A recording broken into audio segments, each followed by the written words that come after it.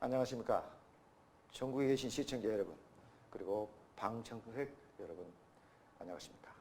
범대진입니다. 엊그제 4월 13일 선거를 했습니다. 여러분들 만족하십니까?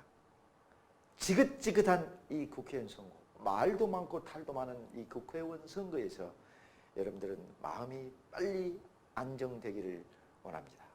그리고 제가 뽑은 의원이 되셨습니까? 원치 않은 의원이 또 되셨습니까? 예, 고개를 끄덕끄덕 하시고 웃고 계신 분이 계시는데 아마 나름대로 만족스러운 것 같습니다.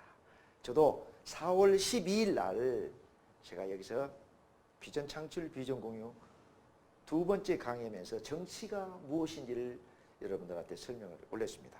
지도자는 항상 중요한 것은 덕을 갖추라고 했습니다. 덕으로 하는 정치를 하면서 관리 일덕은 여루맹화라는 사서삼경에 나온 글을 써가면서 여러분들한테 말씀을 올렸죠.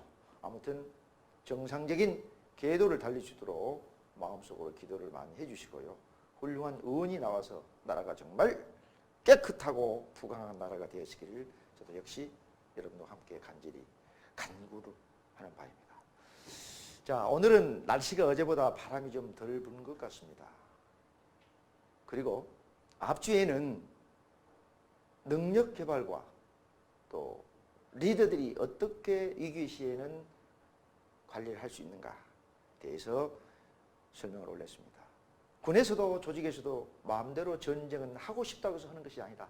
정권의 조건이 갖춰야 된다고 했고요. 그다음에 초윤장상과 포정해우, 금선탈각에 대해서 여러분들한테 말씀을 올렸습니다. 오늘은 세 번째로 전략적 사고와 가장 중요한 설득과 협상에 대해서 여러분하고 한번 토의겸 또 강의를 진행하도록 그렇게 하겠습니다. 자, 전략적 사고 이렇게 얘기를 하는데요. 잘 나갈 때 사람들은 어떻게 해야 되냐면 조심해야 됩니다. 겸손해야 됩니다. 그리고 사람이 잘 나갈 때는 멈출 줄을 알아야 된다고 얘기를 합니다. 그래서 명심보감 자존편에 나온 글을 하나 써보면요. 잘 나갈 때 조심하라고 그랬어요. 만초서는 겸수익이라는 단어를 한번 써보겠습니다.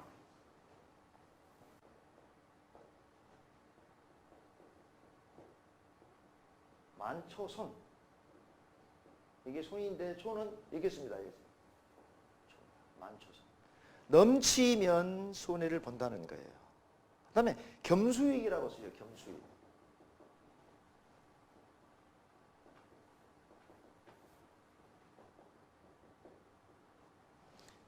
내가 겸손하고 내 자신을 낮추면 나에게 많은 이득이 온다는 뜻입니다. 그러니까 과유불급해서도 안 되겠죠.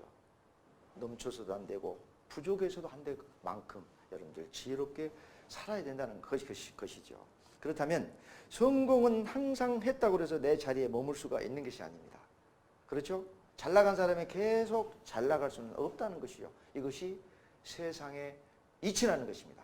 그러면 환경의 조건과 또 세상에 내가 잘 클 수 있는 보유의 역량은 어떻게 맞물려서 성공에 들어가게 되는데 꼭 성공은 된다는 건 아니죠. 어느 순간 환경의 변화가 바뀌면 환경의 조건과 변화가 바뀌기 때문에 또 실패할 수 있다는 것입니다. 그러면 이러한 실패할 수 있다는 것을 경제하고 비교하면 뭘까요? 하나의 패러다임, 고정관념이라고 얘기할 수가 있어요. 고정관념은 뭔가 확 틀에 박힌 사상. 옛날 고시 시간 고리터분한 생각을 항상 자기만이 옳다고 갖고 있는 생각을 고정관념이라고 말할 수가 있습니다. 그러면 이러한 불확실한 시대에 여러분들이 살아남으려면 어떻게 했어요? 전략적인 마인드로 미래를 개척해 나가는 것입니다. 앞으로 전략적 사고가 제대로 성립이 되지 않고 준비가 되어 있지 않더라면 우리는 전쟁터건 마찬가지고 조직에서 우리는 살아남을 수가 없는 것입니다. 그래서 이 고정관념은 어떻게 해요? 전쟁이나 또 근본적인 인종차별에서 여러 가지 사회 문제로 대두되기도 하고 또 사회에서는 인간이 지니고 있는 그 토식에 크게 의존하기도 합니다. 저 사람을 보고 편견을 하거나 또 선입견을 많이 불러일으키기도 하는 것이죠. 그러면 즉 다시 말해서 전략적 사고는 뭐니까 우리가 열려있는 사고방식이 있어야 됩니다. 개방적인 그런 사고방식이 있어야 돼요. 또 어떻게 크게 생각하면 창의력을 개발할 수 있는 그런 마인드를 가져야 된다. 앞으로 전략적 사고는. 그럼 사고는 어떻게 되느냐. 최선의 미래를 위해서 한정된 자원을 어느 대안에 투입할 것인가를 짜내는 그런 하나의 한정된 그릇이 포함되어 있다라고 이해를 하시면 될 것입니다. 그러면 전략적 사고는 미래를 바라보기 위해서 무엇이 필요할 것인가 이것도 생각해 봐야 되겠죠. 그러면 우선 끊임없이 자신을 둘러싼 환경을 바탕으로 미래를 어떻게 해요? 직관하는 그 과정이 필요한 것이다. 항상 초연장산처럼 미래를 뚫어봐야 된다. 뚫어보면서 준비를 해야 되는 것이다. 결국은 기업 분석의 시작은 뭐냐면 환경의 분석이다라고 얘기를 할 수가 있습니다. 시시각각 불확실한 시대에서 계속 정부가 새로 상상되면서 또 바뀌고 죽고 하는 그런 사태가 벌어지기 때문에 그 비유에 잘 맞춰서 기업을 해 나가야 된다는 것이죠. 그럼 기업을 둘러싼 정치적, 경제적, 또 기술적인 모든 요소들이 각 기업에 미친 영향을 분석해가지고 도출을 할 수가 있어야 된다는 것이죠. 그러면 전략적인 파트너와 관련되고 곧 이 요인들에 대해서 분석을 해서 누구와 조직원과 또 함께 같이 나가야 된다는 거예요. 다시 말해 전략적 사고는 앞으로 최대의 미래를 도출을 시키려면 어떻게 해요? 환경의 변화를 맞춰서 그것을 도출시켜서 적극적인 대안을 끌고 나가야만이 전략적인 사고를 할 수가 있다는 것을 제가 말씀을 드려봅니다. 그러면 전략적 사고의 핵심이 뭐고 어떻게 준비를 해야 되는가를 지금부터 말씀을 올리겠습니다. 자, 전략적 사고입니다.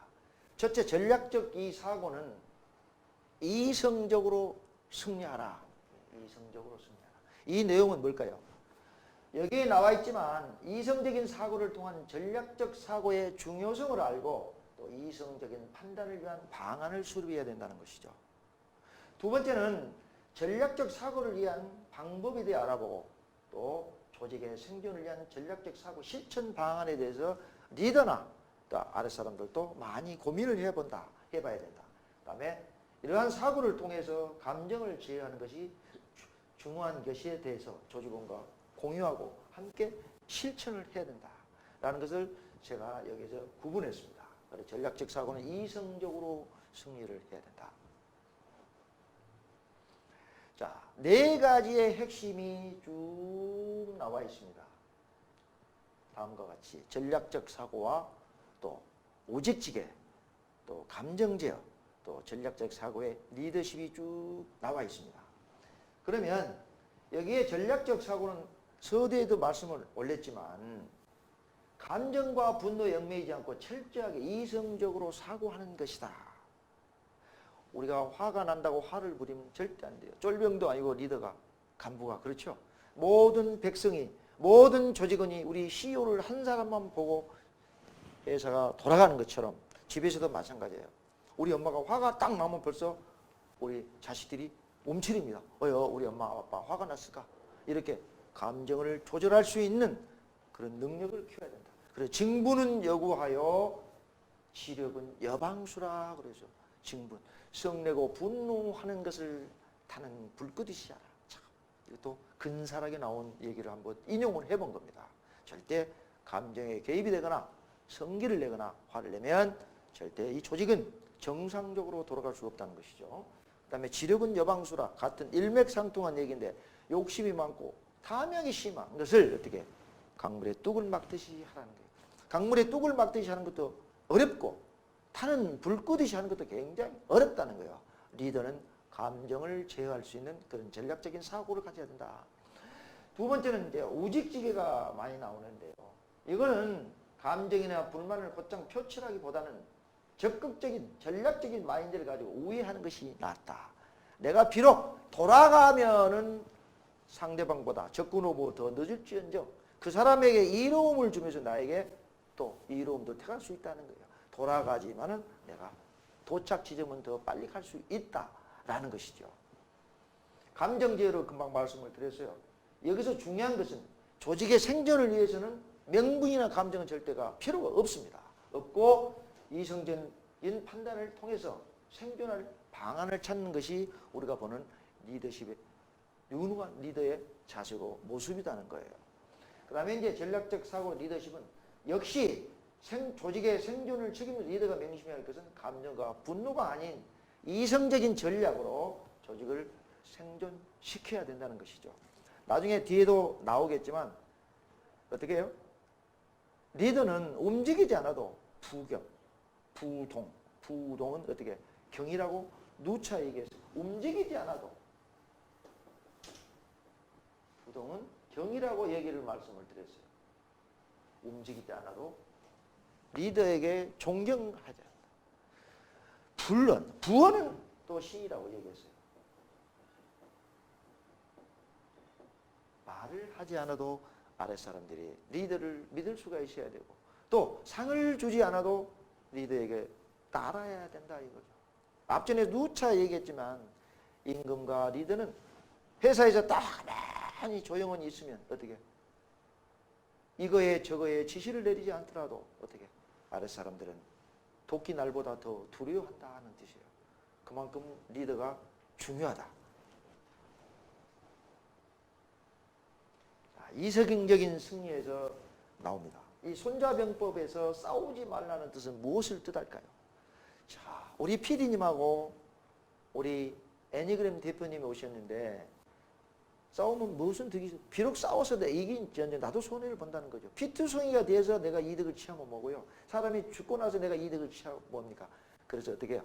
싸우지 않고 이기는 부전승을 손자병법에서 강조하는 거예요. 절대 싸워서는 안 되죠. 그래서 여기서 중요한 것은 감정과 분노에 얽매이지 말고 철저하게 이성적으로 승리하라. 손자병법에 그런 얘기가 나왔었죠.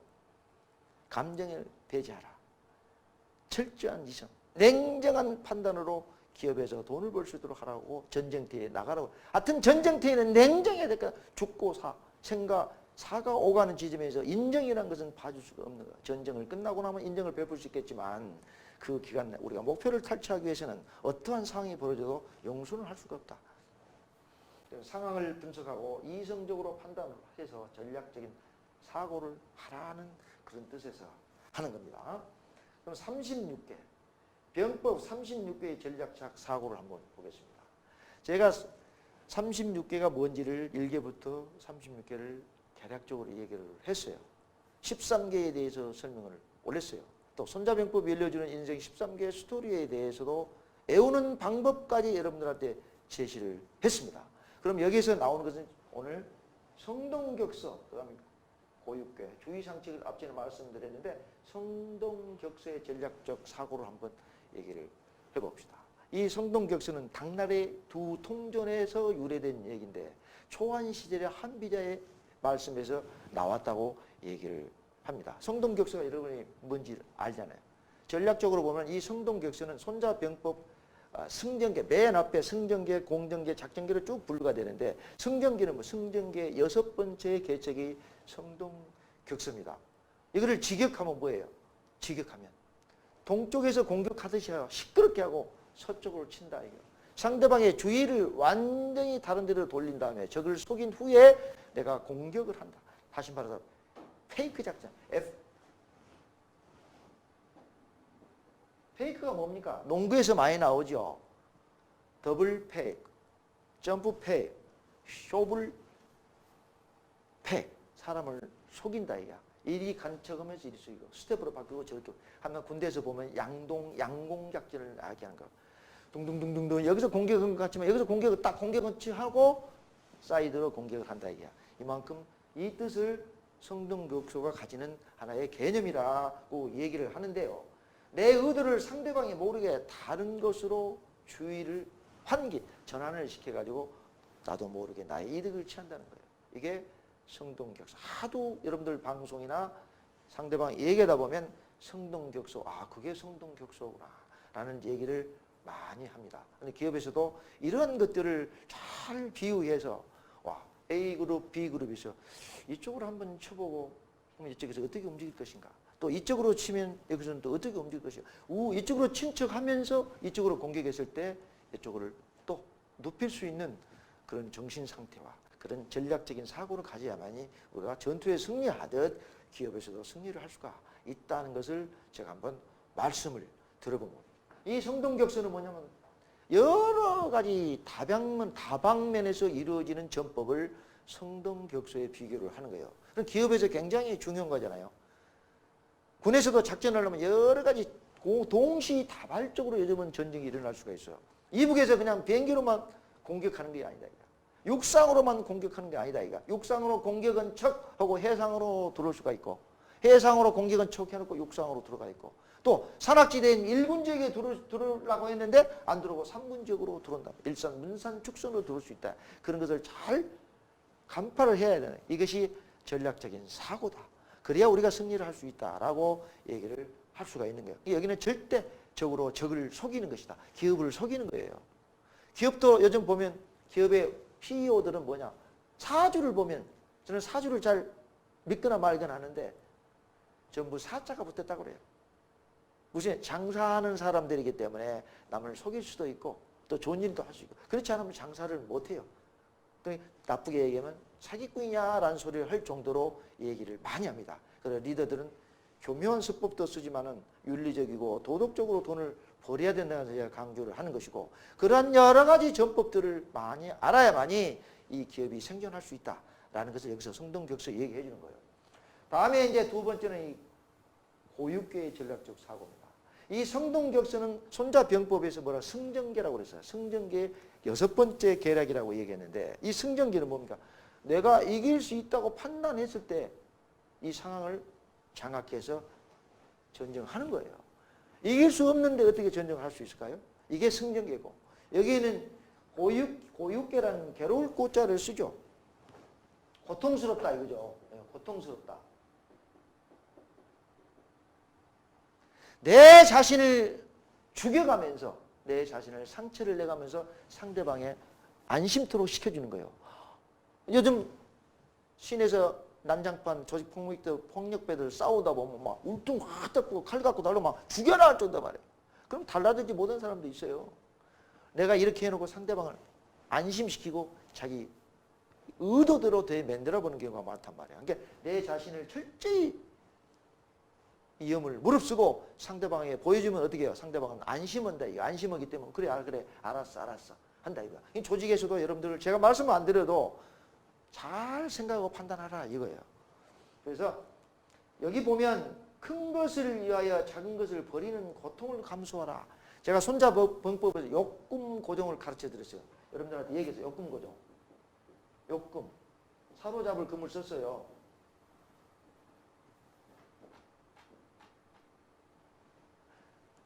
큰 것을 잡기 위해서는 피라미드, 작은 것을 놔두라고 그랬어요. 놔두므로써 그마들 좋은 것을 먹게 함으로써 마음이 안심이 되면서 위에 사람을 따르게 된다는 거예요.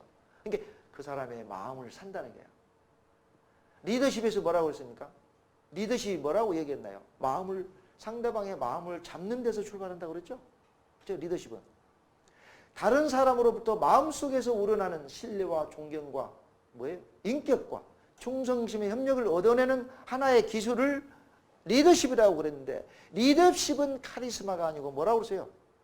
상대방의 마음을 때려잡는 데서 출발한다 그랬어요. 여기도 역시 마찬가지예요. 큰 것을 줌으로써 작은 것을 줌으로써 어떻게? 나한테 따른다는 거야. 그럼으로써 상대방의 마음을 잡을 수가 있다는 거예요. 그럼으로써 내 품에 들어와서 이길 수 있다는 것이죠. 이게 이제 고육계의 전략적인 이런 사고예요. 무조건 나를 희생을 시키라 이거. 나를 희생을 시키지 않고서는 전쟁터에 이길 수 없죠. 희생하고 사람이 수백 명 죽어가고 수천 명 죽어가는데 어떻게 희생을 않고 전쟁터 이길 수 있으며 기업에서는 어떻게 고단한 노력과 기술 개발을 하지 않고 어떻게 우리가 기업에 성장할 수가 있느냐 이거예요. 거기에 중요한 것은 뭐라고 그러세요? 상하 동력 자성이라고 그러세요. 위에 리더와 중간 리더와 밑에 말단 조직원과 병사는 함께 가야만이 회사가 성공할 수 있다라고 얘기를 제가 했어요. 내 자신을 어떻게? 희생을 시키고 완전히 칼로 도려내듯이 그것을 상대방에 보여주면 상대방이 어떻게? 그렇구나 하고 무서워서라도 이것도 하나의 속이는 방법이다 이거예요. 내가 이렇게 했는데 너 못해? 라는 얘기가 똑같겠죠. 그래서 여기는 손자병법 36개 중에서 34번째인 하나의 폐전개. 폐전개는 뭘까요? 폐전개. 증거죠. 완전히 승세를 패했다고 생각해버려요. 그러나 패했다고 생각한 것이 아니라 이것을 다시 역전을 시켜서 열세를 우세로 만들어 버리는 것이 하나의 패전개다 이겁니다. 다음에 이제 주의상책이죠. 주의상책.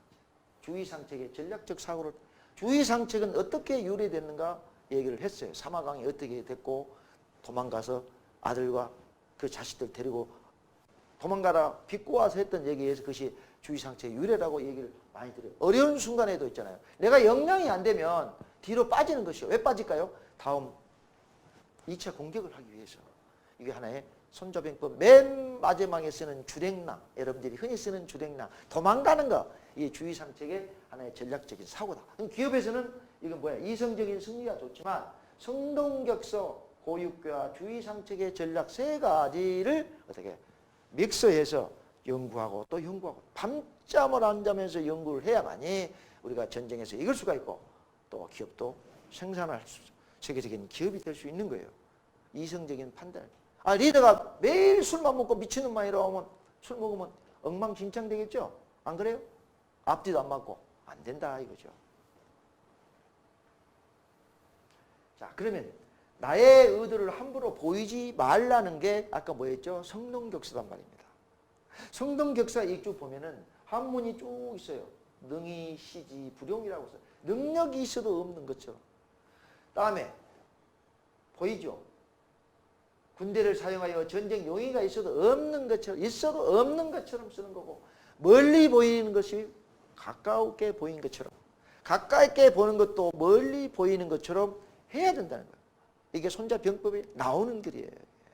그래서 이것을 한번 쭉 말씀을 드렸는데, 여기 쭉 보면은 적이 이로움을 탐하면, 이게 좋은 것을 탐하면 어떻게 이로움을 보여주고 그걸 깨어내야 된다 이거예요. 기업을 잘 여러분들 비교를 한번 해보시라 이거예요. 저놈이 이것을 좋아하는구나. 탐하면 좀 준척하고 나도 이행해라. 보여주면서 깨어내라 이 말이에요. 그 다음에 어지러우면 어지러움을 틈타서 나아가 취할 것은 취하라 이거예요. 세 번째는 뭔가요? 충실하면 공격을 하지 마. 아주 든든하잖아요. 공격하면 내가 당하잖아요. 강하면 피하고 약했을 때 이제 공격해야 되겠죠. 그건 기존 상식이고 기세가 등등하면 어떻게 해요? 잠시 구부려. 그 다음에 낮추면 교만하게 만들어라 이거야. 교만하게. 그 다음에 편안하면 수고롭게 만들어 일을 하게 만들고 친하면 갈라. 너하고 나하고 친하면 옆에 오덕이 갈라서게 만들라고 쪼개게 만들어. 여러분 원래 우리 상식적으로 생각하잖아요. 학교 다닐 때 보면 A라는 사람, B라는 사람 서로 연애하는 과정이 데이트하는 과정이 내가 좋아하는데 좋아하는 남자를 만났다. 그러면 누구 시키고 꼬집고 오는 게 똑같은 인간의 순리다 이거죠.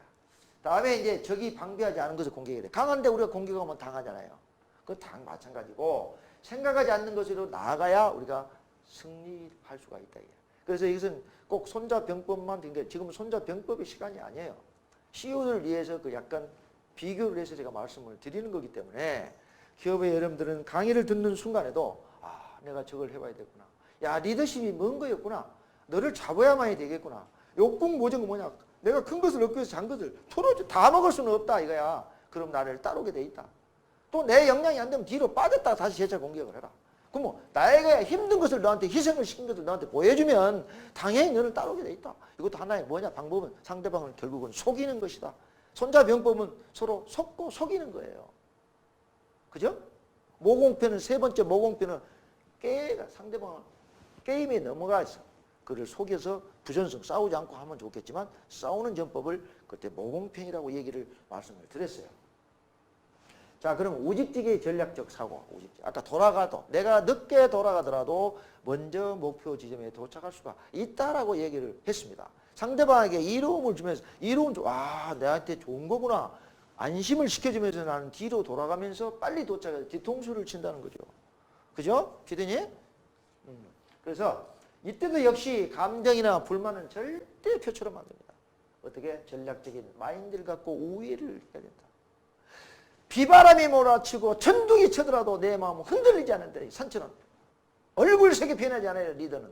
그러나 그런 사람이 드물겠죠. 표정부터 틀려요. 성질나면 얼굴이 빨개지고. 우리가 그런 것을 배워야 돼요. 저부터 배워야 돼요. 좀 뭘 하면 벌써 눈동자가 바뀌어버려요. 그러면 전쟁에서는 반드시 패하게 돼 있다. 감정이 그만큼 무섭다. 우직직의 교훈을 한번 말씀드립니다. 철저하게 우위하고 감정에 치우치지 않을 때 능력 있는 리더가 될 수 있다라는 것을 여기서 얘기를 또 한번 해주는 겁니다. 그럼 여기 보면 이환일이라고 돼 있어. 목표를 향한 길에 나타나는 예기치 않은 고난을 기회로. 사람은 전화위복이 있어. 좋은 거 있으면 나쁜 거 있고 나쁜 거 좋은 거 있고. 인생은 전화위복이에요. 이거 하나의 세옹짐하고 똑같은 말을 전화위복이라고 하는데, 즉 이 길을 갖다가 기회로 만드는 그런 사람이 돼야 된다. 항상 패자는 없어요. 항상 승자는 없어요. 돌고 도는 게 인생이고 돌고 도는 게 또 사업이다 이거네. 돈은 있다가도 없고 없다가도 있는 것 아닙니까? 그래서 이러한 것을, 모든 것은 손자병법도 마찬가지고, 제가 썼던 지혜로 풀면 명견말이라는 이 뜻도 거의 강조상이 뭐라고 했습니까? 제가 지혜를 강조했죠. 지혜로 해야 된다. 지혜가 뭐라고 얘기했습니까? 그제 제가 비를 맞으면서 홍대에서 강의를 마치고 감자탕집에서 지인분하고 셋이 밥을 먹었습니다. 밥을 먹으면서 제가 지었던 책을 주면서 지혜를 뭡니까? 라고 물어봤습니다. 그분도 굉장히 학식이 높은 사람이에요. 오물오물 대답을 못 하더라 이거예요. 그래, 그럴 수도 있죠. 지혜 질문을 해보니까 하나의 결론을 못 내리더라 이거예요. 그래서 제가 알려드렸습니다. 지혜란 사물의 이치와 상황을 제대로 깨닫고 또 어떻게 현명하게 처리할 방도를 생각해내는 정신의 능력을 얘기했어요. 우리가 깨닫지 못하고 현명치 못하고 강한 정신이 내공에 쌓이지 않았기 때문에 우리는 누구한테 사기를 당하고 당한다는 거예요. 지혜롭지 못하기 때문에 구덩이에 빠져 죽게 돼 있다. 그래서 얘기했고, 슬기도 또 한번 질문해요. 슬기는 뭐야? 이거는 아까 깨닫고 현명하게 했지만, 슬기는 정확하게 보고 또 바르게 분별하는 거예요. 기업도 마찬가지. 기업에서 이 기업 저 기업을 다 정확하게 보고 진단을 해야 되죠. 진단을. 그죠? 이 기업을 내가 합병을 할 것인지, 인수를 할 것인지, 내 것을 줄 것인지, 내 거 2개 주고 5개를 뺄 것인지, 이걸 생각을 해봐라. 그것도 뭐라고 했어요? 옛날에 임금이 그런 이야기했죠. 뭐라고 그랬어요? 지혜를. 지혜는 네 자신이 갖고 있는 지혜를 짜내라고. 어떻게 신에게, 무당이나 이런 철학자 신에게 먼저 빌기 전에 네가 가지고 있는 자신의 지혜를 그냥 참기름 짜듯이 짜내라. 그러면 지혜가 나온다는 거예요. 우습습니까? 지혜를 맨날 강조해 주니까 제가 지혜롭지 못하기 때문에 여기서 강의를 열심히 하고 있는 것 같습니다. 자, 그 다음에 우직지기를 금방 또 얘기했어요. 적보다 후에 출발하여도 유리한 것을 먼저 선점할 수 있다. 우리 PD님께, 우리 교수님께 내가 이런 걸 줘. 내가 더 많은 것을 먹기 위해서 그런 결론은, 인생은 그래요. 많이 먹고 많이 쉬려고 또 어떻게 많이 가지려고 또 인생을 많이 즐기려고. 그것이 인생인데 어떻게 인생을 사느냐도 중요하지만 이 기업에서도 어떻게 조절해서 이 기업이 잘 살 수 있게 만드느냐, 또 우리 병사들을 어떻게 고생을 덜 하면서 승리의 깃발을 꽂을 수 있느냐라고 생각한 것은 단순한 리더가 그만큼 중요하다라고 얘기를 했어요. 여기서 또 리더를 한번 얘기를 하면 어떻게 해요? 중용편에 나온 길을 또 한번 말씀을 드리겠습니다. 어떻게 했어요? 사람이 사람을 다스릴 줄 안다면 어떻게 천하와 국가를 다스릴 수 있다라고 얘기를 했어요. 여기 있는 강사님이 이 사람으로부터, 이사장으로부터 있잖아요. 회장으로부터 신임을 못 받았어. 아는 사람이. 그럼 이 사람부터 어떻게 그렇다면 신임을 못 받은 사람인데 어떻게 백성을, 그 사람은 다스릴 자격이 없다 그랬어요. 그만큼 리더가 중요해요. 이번에 대통령 선거, 아니 국회의원 선거도 여러분 보셨죠?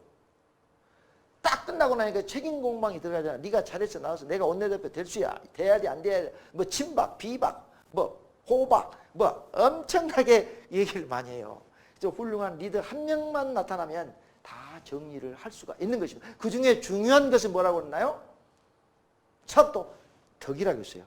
장군도 지장, 덕장, 맹장, 용장이다. 어때요? 없나요? 복장은 없나요? 복장? 웃으시네. 복장이 더 좋은 거 아니에요? 복장. 복이 많은 사람? 복장은 없습니다. 혹시 고추장은 들으셨죠? 없어요. 그 중에 가장 중요한 것은 덕장이다. 그래서 관리 일덕은 여루 맹하라고 또 얘기했어요. 그러다 제가 10번 얘기하는데요. 관리가 덕을 잃으면 그 해도 독을 푸는 것은 사나운 물길보다 무섭다라고 그랬어요. 임금은 배요, 신하는 물이라고 그랬어요. 군주신세라고 했어요.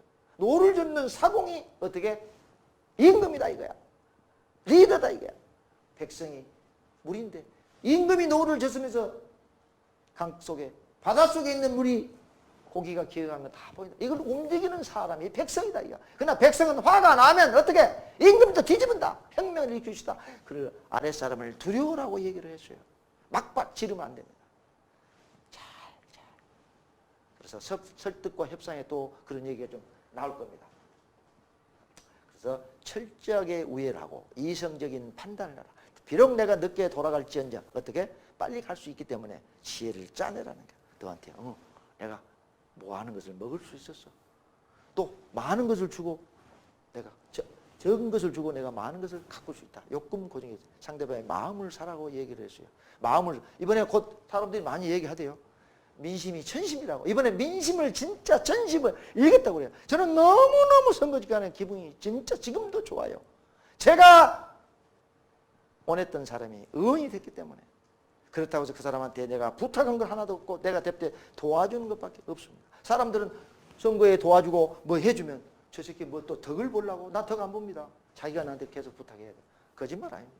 사람을 알 수가 없겠죠. 이런 것도 장담하면 안 되겠죠. 깨끗한 사람을 나는 뽑았다. 나는 이번에 사선 그냥 될 수 있어? 아니라는 생각한 사람은 그냥 뒤통수 맞아봤다 이거야. 잘 됐다. 내가 찍고 싶은 사람은 제가 쫓아가서 조직원들 눈동자가 다 죽었습니다. 이런 눈동자 갖고는 전투에 승리할 수 없습니다. 선거는 공격적이고 전투적이다 라는 얘기를 내가 많이 얘기 드렸습니다. 아나운서가 글을 읽으면 아나운서야. 선거제에 뛰게 이 아나운서라는 사람이 말을 못하더라. 공격적인 말을 해야 때로는 공격적인 말을 해줘야 된다. 전투도 공격적일 때는 공격해야 되겠죠. 잘 지혜롭게 판단하셔서 사업에 꼭 성공하시기를 간절히 기원을 드립니다. 자, 그럼 조직을 망치는 5가지 습관. 이게 참 무섭습니다. 이 병법에 나온 글을 한번 옮기는 거예요. 이것은 뭐냐? 리더가 조직을 망쳐버리는 5가지 습관이 있다. 이런 얘기입니다. 그럼 첫 번째 보면 죽기만을 각오한 리더. 그렇죠? 필사가 살려라. 죽음을 각오하면 어떻게 살아난다는 얘기했지만 여기서 이것은 무슨 뜻이냐면 기업에서 비교해 봅시다. 죽음을 각오하면 어떻게? 죽을 수 있다고 그랬어요. 죽기를 원하면 죽는다. 그러면 이 기업을 비교하면요. 너무 일을 많이 시키지 마라. 아랫사람들을 무지무지하게 시키지 마라. 대신에 어떻게? 물질적인 보상, 돈을 많이 줘야 된다는 거죠. 내 개인의 이익, 회사 이익만 생각하고 하지 말라는 뜻으로 비교할 수가 있고요. 다음에 살기만을 생각하는 리더. 필생가는 로여라고 그랬어요. 내가 살고자 할 때는 적으로부터 포로가 될 수가 있다. 이렇게 하지 말아요. 너무 안전을 추구하지 마라 이거예요. 안전하다 보면 뭐래요? 벌레가 무서워서 장을 못 닫는다는 얘기를 많이 하죠. 이럴 때는 기업에서는 고객을 만족을 어떻게 할 것인가? 상품 추구를, 상품의 가치를 어떻게 올릴 것인가? 이것의 맥락이 되는 거예요.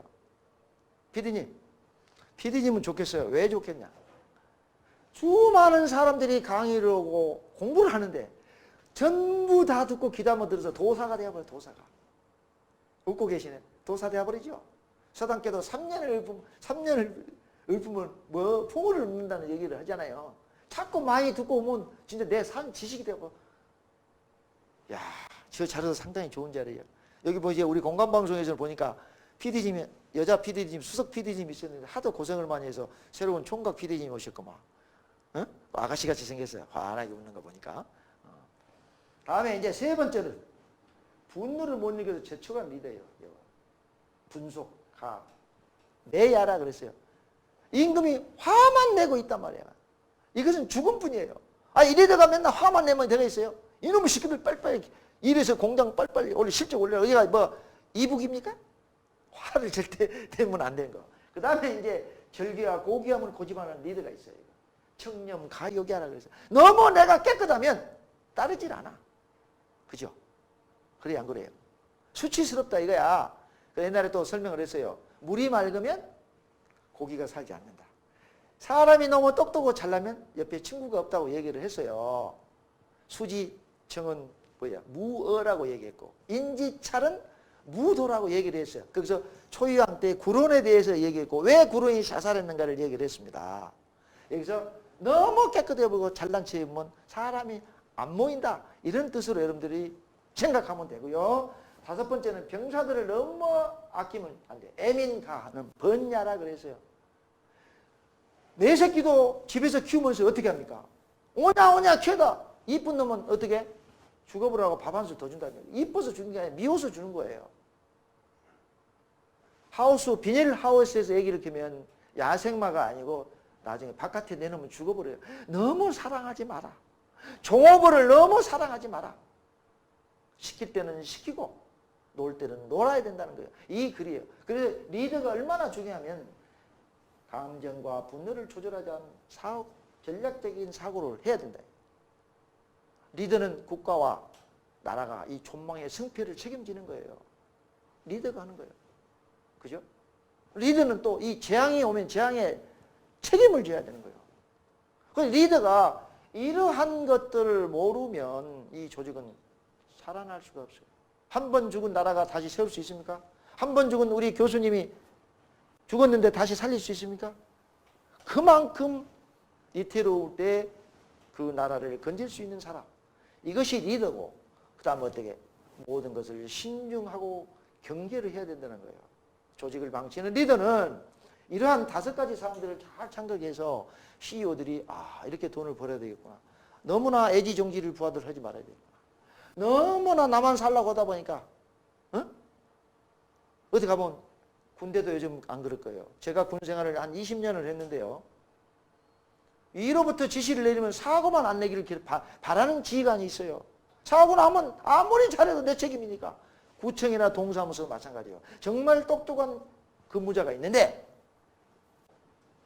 나는 정말 잘하는데 민원 하나 딱 제기되면 그 사람 바로 멍청한 놈. 왜 이렇게 일을 했어? 그 이런 것을 봐줘야 되는데 인정을 해줘야 되는데 인정을 하지 않아요. 구나 관공서 마찬가지. 그런 사람이 없겠지만 그러나 경과도 중요하죠. 어떻게 우리 교수님 했고 우리 부사관이 김중사가 이렇게 했는데 무자비하게 너는 나쁜 놈이고 너는 잘못했으니까 책임져야 되고 안 돼. 말단 병사가 말단 초급 회사 직원이 사고를 냈더라도 모든 책임은 위에 사람이 지는 거예요. 그게 리더예요. 그럼 리더를 안 해야지. 뭐하러 서로 회장 반장하고 의원 되려고 그래. 않고 책임을 안 지려면 안 해야 된다는 거예요. 물론 여러 가지 책임이 있겠죠. 다음에 이제 이 전략적인 사고에 대한 리더십. 아까 전략적 사고를 본 게임에 들어가기 전에 사고를 어떻게 하라고 얘기를 했을 겁니다. 전략적인 고정관념을 깨트리라고 그랬어요. 고정관념이 팍 있으면 융통성이 없으면 안 된다는 거예요. 아까 맨 마지막에 있잖아요. 애들을 그냥 너무 그냥 이뻐하지 마라. 이건 융통성이 없는 거예요. 융통성을 고수하다 보면 조직이 망하는 거예요. 융통성을 고수하되 원칙을 고수하되 융통성을 부를 수 있는 사람이 되어야 되는 거예요. 앞뒤가 팍 맥히면은 유도리가 없다. 앞뒤 맥힌 놈이야 깝깝한 놈이야 소리 들으면 이 조직도 흔들리게 돼 있어요. 이제 뭐야 감정을 제어하라. 분노와 성내는 것을 제어하는 훈련이 돼야 된다. 이 리더십을 발휘하려면 증부는 여구하여 지력은 여방수라고 얘기했어요. 내가 화내고 분노하는 것을 타는 불끄듯이 하라. 욕심을 나 혼자 먹겠다는 욕심을 부리는 것을 강물의 뚝을 막는 듯이 하라. 그거를 근사하게 나온 두 맥락을 말씀을 드렸어요. 그 다음에 후퇴도 전략이다. 빠졌다가 다시 제2의 전성기로 가서 친다. 그죠? 나를 위해서 그러는 거지 너를 위해서 그런 것은 하나도 없다. 손자병법에는. 그다음에 조직의 생존을 책임진 리더가 명심해야 할 것은 뭐냐? 감정과 분노를 아닌 이성과 전략으로 조직의 생존을 지켜야 된다. 항상 공부를 많이 하고 깨끗한 이미지를 가야 된다. 화를 절대 내면 안 된다.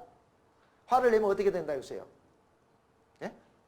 화민 말랴라 그랬어요. 성색지어는 화민 말랴.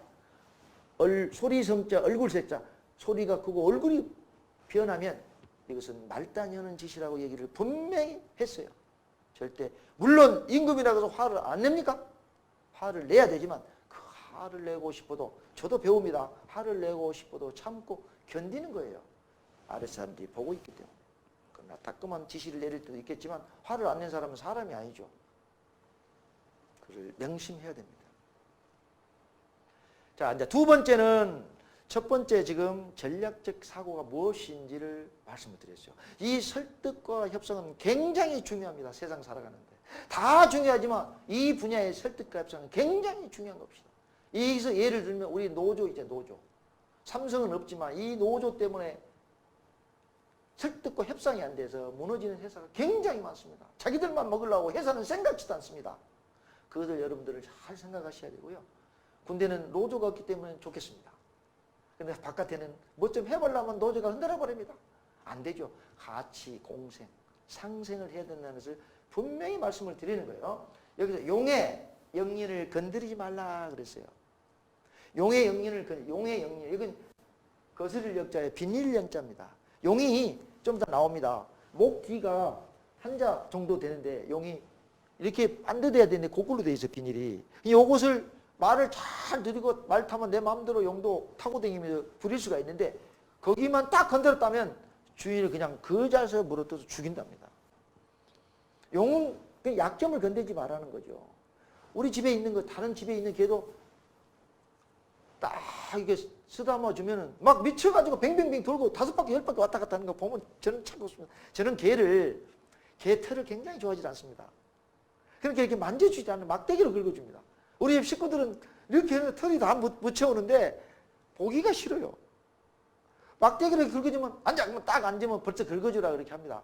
그럼 몇 번 긁어주면 나중에 손으로 이렇게 해주면 기고만장해요. 자기를 이뻐해 준다 이거예요. 이 용도 이뻤는데 그런 것도 밥 주고 조금만 기분 나쁘면 계속 그냥 사람 물어버린다 이거예요.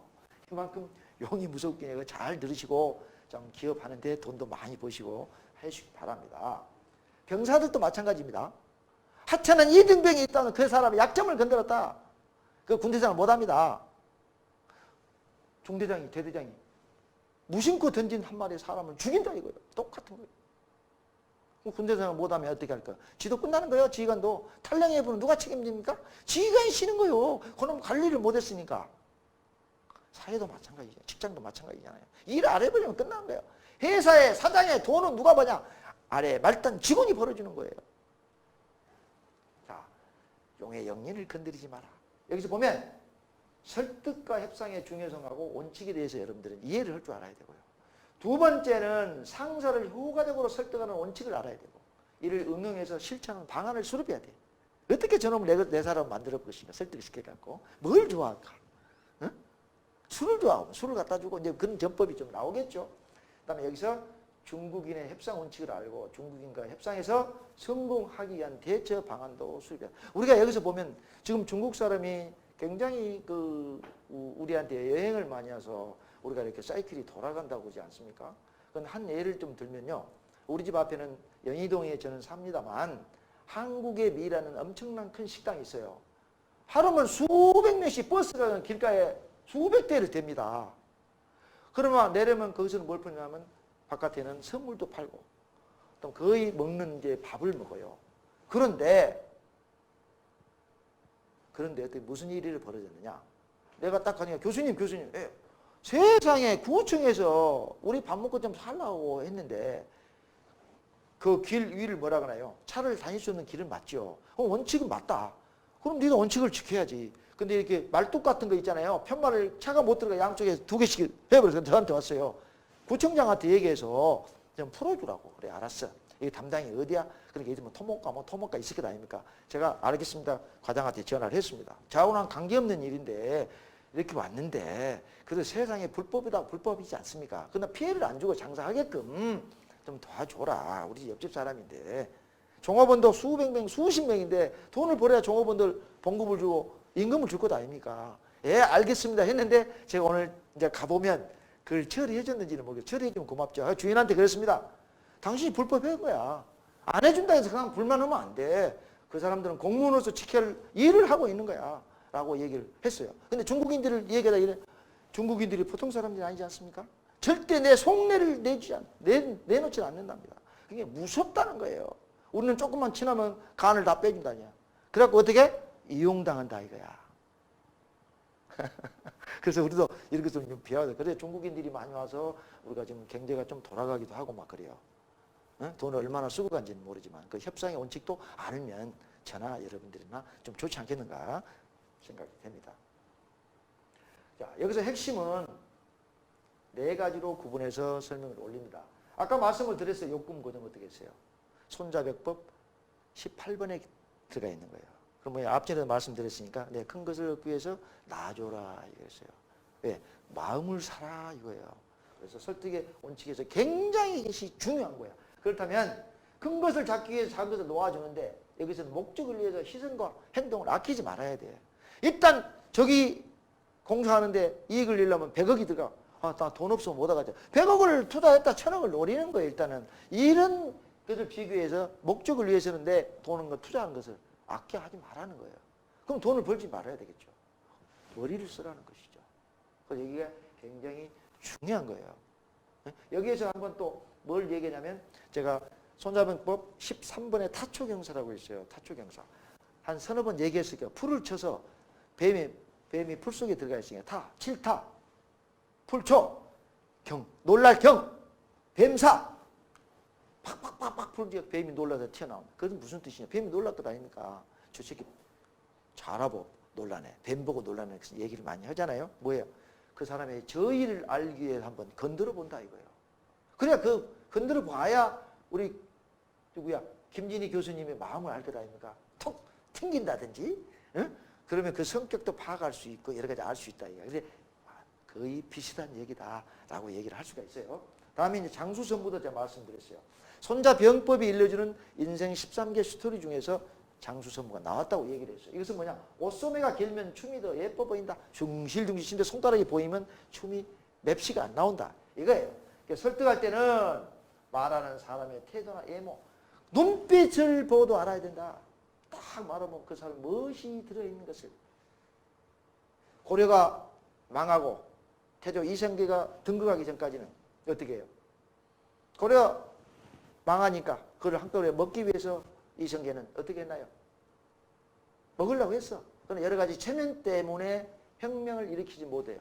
그것을 본 아들 이방원이는 누구를 만납니까? 정몽준을 데려다가 앉혀놓고 마음을 떠보기 위해 마음을 사지 못했기 때문에 결국 자기의 자존심도 있고 각자의 나라 여기는 태조 저희는 고려를 위해서 대신했던 사람이다. 결국 선주교에서 정몽준은 죽는다 이거야.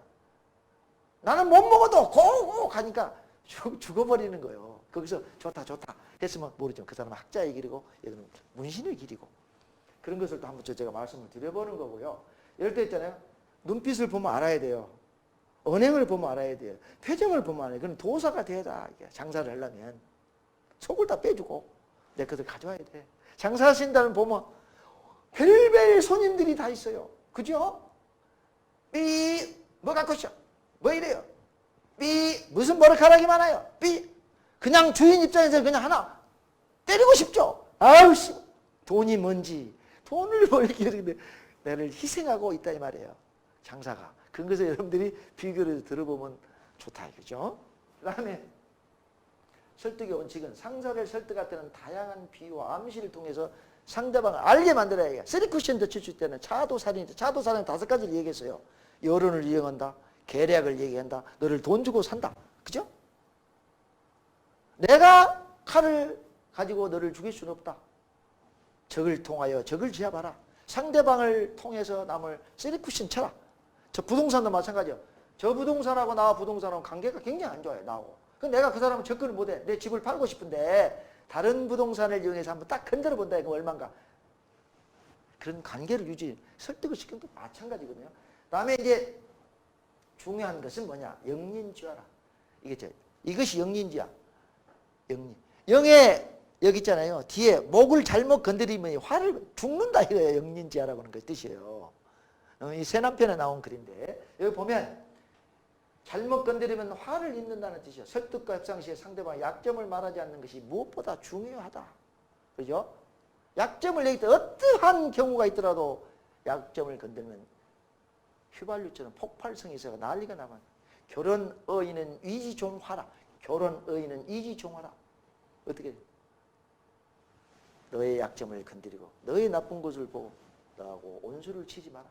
씨앗을 뿌리지 마라고 똑같아요. 이것도 하나의 자업자득이다.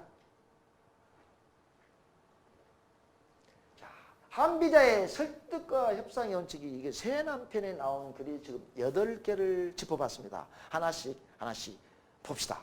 자, 세 남편에 나오는데 우리가 사람을 다스리는 때에는 내가 여러분들을 데리고 있는 하나의 부하다. 저 사람은 나한테 충성을 한다고 얘기를 해요. 봉급 한 달에 500을 주고 1000만 원도 주고 200을 줘. 저 사람은 나한테 평생 있을 것이지 하고 무심코 야 하고 건드립니다. 무시한다입니다. 그렇게 하지 마십시오. 그 사람들은 지금 현재 내가 500만 원을 받고 있지만 600, 700 받기를 원하는 직장을 속으로 참 갖고 있어요. 가려고. 그런데 충성하겠습니까? 또 사람은 춥고 배고프기 때문에 어떻게 해요? 민심은 무상이라고 그랬어요. 민심은 무상. 인간의 마음은 한결같지 않다고 그랬으니까 그 인간의 저희를 잘 알아야 돼요. 도사가 돼야 돼요. 딱 눈빛을 보고 말하는 것을 보면 그 사람은 착착착 마치는 척척박사가 돼야 된다.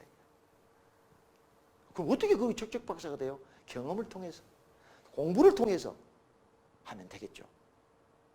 자, 그래서 충성하기를 바라지 말고 아랫사람이 배신하기를 두려워하라. 언젠가는 튄다. 그것이 제일 무섭다. 이 세 남편을 읽어보면 여러분들은 저보다 더 많은 것을 알 것입니다. 여러분 여기 와서 강의를 하고 저는 들을 수 있게끔 만들어 주십시오. 자, 그러면 첫째, 상대방의 마음을 읽으라고 했잖아. 욕금 고정 있잖아요. 손자병법에. 욕금 고정. 큰 것을 갖기 위해 작은 것을 내려둬라. 그 마음, 모든 얘기를 이 사람이 다 할 수 한다는 거예요.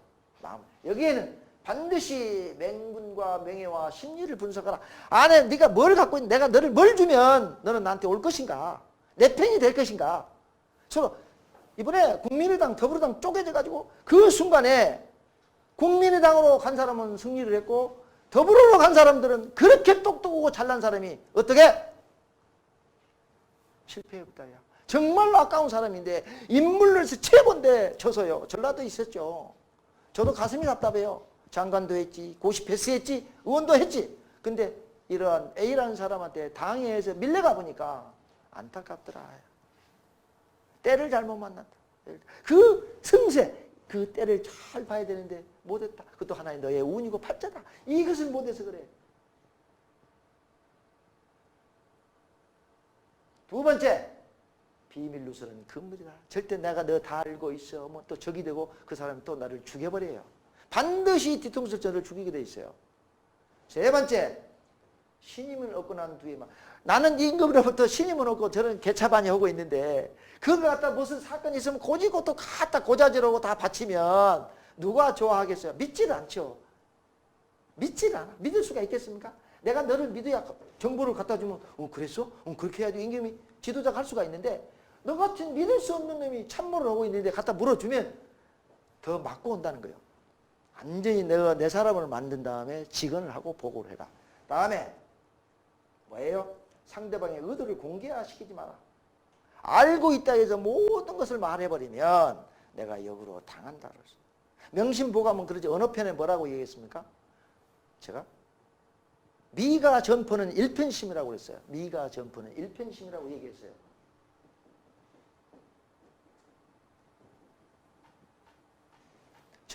미가 전포. 내가 많은 정보를 갖고 있어도 아무리 친하고 가까운 사이라도 한마디를 주지 마라. 왜? 웃기죠? 반드시 너는 역으로 뒤통수를 맞고 당할 일이 있느니라 그랬어요. 똑같은 얘기예요.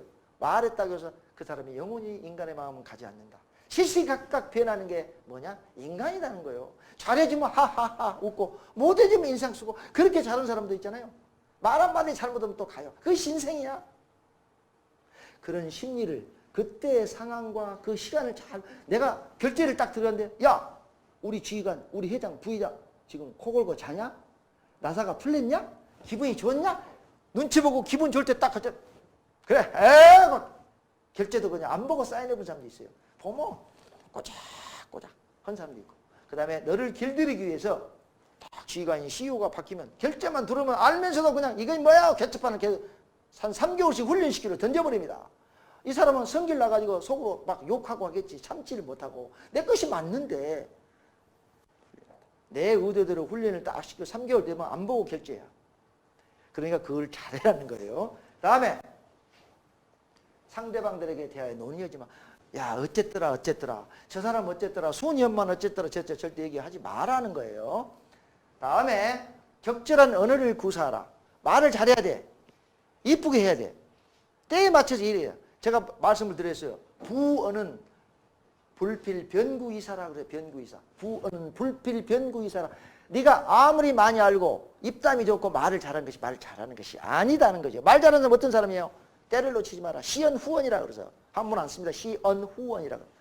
부담 비례라. 내가 말할 때는 싸가지가 있어야 된다. 그죠?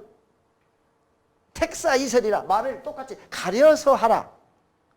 마지막 네 번째는 인불염기언이라. 인불염기언. 내가 이런 얘기를 우리 교수님한테 했어요. 교수님 나를 싫어하지 않아야 된다. 이것이 말 잘하는 사람이다. 간결, 부드러우면서 간결한 얘기. 때에 맞는 얘기를 해야 된다는 거예요. 마찬가지거든. 자, 7번째. 상대방의 호를 살펴라. 좋고 나쁜 거. 야, 저 지휘관은, 저 CEO는 야, 커피를 안 좋아해. 아, 저는 아메리카노를 좋아해. 에? 초콜릿을 좋아해. 아니 분석해서 그걸 주워가면서 내 사람으로 만들어라는 거죠. 음식도 야 설렁탕 안 좋아해? 야 그러면 야 저 무엇인데 골프장에 골프 치는데 뭘 좋아하지? 미리세요. 아 일식을 안 좋아해. 개고기를 좋아해. 그걸 갖다 받쳐주면 그걸 먹고 기분을 좋아해서 결제도 서고 그래 알았어 통과가 되는 거예요. 이번만큼이야 넘어가는 거예요. 군주의 마음을 얻기 위해 수단과 방법을 가르지 마라. 이것은 인간 지혜 중에서 철면피는 수단과 방법을 가르지 마라. 얼굴을 깔지 마라 이 소리예요. 좋은 것을 해 수단 이것을 여기에 수단과 방법을 가는 것도 좋겠지만 상황에 따라 줘라. 내가 그놈을 가지려면 줘라. 이게 설득의 원칙은 이것만 정도 알고 하면 기업이나 직장, 부대 어디서나 잘 내 사람으로 만들 수 있다. 우리가 이렇게 못하잖아요. 그죠? 더 많은 것이 있지만 시간 관계상 얘기를 못해요. 설득하기 위해서 우회하라고 해요. 또 우회하는 방법도 있다. 설득하기 위해서. 다양한 비유와 암시를 통해서 저 눈치를 못 챈 놈 있다고 하잖아요. 딱 쳐. 벌써 알아야 돼요. 제가 눈치를 못 챈 놈 있다 말이야. 이게. 그러니까 눈치를 챌 수 있게끔 다양한 방법으로 해서 해라. 그냥 연구로 짜내라 이 소리예요. 다음에 이제 거의 끝났는데요. 만천과해라. 이게 손자병법 36교제 1번째 개척입. 승전기 1번입니다. 이게 뜻이 뭐냐? 하늘을 속이고 바다를 건너라. 때로는 군주를 속여서 목적까지 갈 필요도 있다 이거예요. 이 당나라 장사기가 고구려를 온정할 때 거기 태종이라는 그 장군이 바다를 너무 두려워하기 때문에 배를 못 타. 그러니까 어떻게 뱃속에다가 흙을 많이 채워. 그러면 육지인 줄 알고 그 사람이 밤에 싣고 가서 그 군주를 속여서 장군을 속여서 전투에 임했다는 이런 고사예요. 이 만천과해가 대업을 달성하기 위해서는 때로는 모르게 속이면 안 되겠죠. 이 조직을 살리기 위해서는 그 임금, 그 CEO를 속일 때가 있다. 내가 임금과 지도자를 어떻게 받을 때는 어떻게 하라고 그랬어요? 물기야라. 속이지 마라 그랬어요. 두 번째는 뭐라고 그랬어요? 범지야라. 면전에서 그대로 바르게 고하라고 그랬어요. 그것이 임금, 지도자를 모시는 하나의 첫 번째 덕망이다라고 얘기를 했어요. 자, 중국인들의 협상 원칙입니다. 구존동이라 하죠. 구존동. 구동종이. 뭐야? 내용이 똑같아요. 대동의 관점에서 서로 받아들이고 조그마한 차이는 차차 해결해 나가준 것입니다. 대등의 관점에서 이렇게. 그 다음에 두 번째는 자 쌍관제라고 쌍관제. 둘쌍자잖아요. 어떤 일을 시행할 때 여러 가지 한 가지 방면으로 전략을 펴는 것이 아니라 이중작전, 다발적인 작전으로 실시해라는 거예요. 여러 가지를 포섭을 하라 이런 뜻이에요. 자, 중국인들의 확실한 거절을 말하는 여기서 야오칸칸이죠. 야오칸칸. 상황을 지켜봅시다. 뭘 닦을 때는 한참 기다렸다. 예, 상황을 지켜봅시다. 나중에 내가 결정하고 한번 계약을 합시다. 이런 뜻이고요. NGO, NGO 연구를 해봅시다. 한번 머리를 짜봅시다. 그래야 이놈들은. 그럼 세 번째는 뭐야? 생각해 봅시다. 쌍양. 이것도 암기해가지고 갖고 있어. 아는 사람도 많이 있죠. 그래서 중국 사람들은 이 정도로 자기를 본심으로 안 주고 하고. 요즘 중국인들이 보면 서울 우리 동네 같은 데 보면 땅값이 100원인데 거의 150원, 200을 주고 집을 한 10채 몇 채씩 사가지고 자기 빌딩을 지어 관광객들 모시고 그런 집이 굉장히 많습니다. 그때 얼른 판 사람이 있어요. 안 팔리다가 중국인들이 와가지고 땅을 얼른 판 사람이 있어요. 그것도 하나의 지혜롭게 자기의 운이고 복이다. 이제 마지막입니다. 이거 영린지하를 말씀드렸는데 용이라는 것은 잘 길들이면 등에 탈 수 있지만 그 목줄기 아래 한자 길이 정도의 거꾸로 난 비늘인 영린인데 이걸 잘못 건드리면 반드시 그 사람을 죽을 수가 있다. 설득과 협상 시 상대방의 약점을 절대 말하지 마라. 라고 지금 얘기를 했어요. 자, 이제 끝으로 이제 마지막 맺으면요. 금일은 뭐 했나요? 전략적인 사고가 뭔가를 얘기를 했어요. 그 다음에 설득과 협상은 어떻게 하라는 거예요. 제 강의를 통해서 여러분들도 많이 알고 있지만 얼마나 설득과 협상이 중요한가. 고도의 인내력도 있어야 된다. 필요에는 기내유죄라고 그러죠. 참고 견디고 하면 성공하는 일. 요즘 엊그제 보세요. 바둑을 뒤는데 얼마나 고통스럽습니까. 한 점 두는데 몇 시간씩 쭈그리고 앉아서 견디는 그 모습. 얘기했죠. 예? 지척지구는 이구시라고 해서 땅벌레가 땅속에 있던 것은 장차 패기 위해서 그래요. 우리가 먹고 잘 살기 위해서 그렇기 때문에 기다려줘야 된다. 앞전에 보세요. 금선탈각을 얘기했어요. 매미가 성충이 한 달, 6일에서 한 달 성충 기간이지만 애벌로로 가 있던 기간은 6년에서 17년이 걸렸다 이거죠. 그걸 견뎌. 왜 그랬을까요? 장차 먹고 살기 위해서. 그만큼 중요하다. 그래서 전략적인 사고도 어떻게 해야 되나. 포정해우를 배워서 해우는 뭐야? 신기에 가까운 그런 백정을 해우라고 그랬어요. 소를 잡는, 소를 기가 막히게 다다다다 빼와 살을 갈라내는 그 명장, 명인을 만들어낸다 이 말이에요. 전략적 사고와 설득의 협상도 그에 버금가는 그런 내용들을 어떻게 이렇게 지혜롭게 짜내서 내가 반드시 성공할 수 있는 그런 사람이 되었으면 하는 마음입니다. 여러분도 혹시 한 사람만 질문을 받겠습니다. 질문 없습니까? 네, 그러면 강의를 아주 멋지게 잘한 걸로 알고 오늘 종료를 하고요. 다음 주 화요일 날 또 반가운 모습으로 여러분들을 보겠습니다. 그리고 공감방송을 시청해 주신 여러분, 그리고 방청객 여러분 대단히 감사합니다. 자, 안녕히 계세요.